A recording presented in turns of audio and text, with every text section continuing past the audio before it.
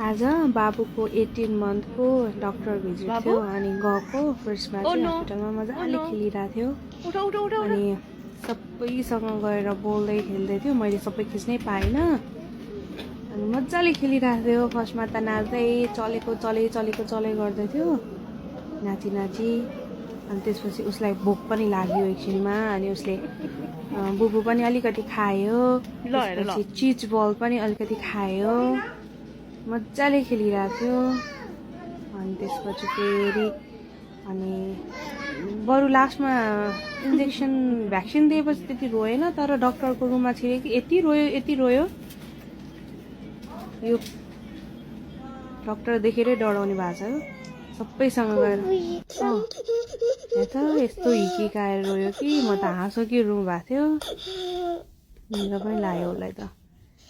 हाय कति गाह्रो हो यो इन्जेक्सन लाउँदा नि, कति इन्जेक्सन दिन्छ हो बच्चालाई, झ्याउ लाग्यो क्या मलाई।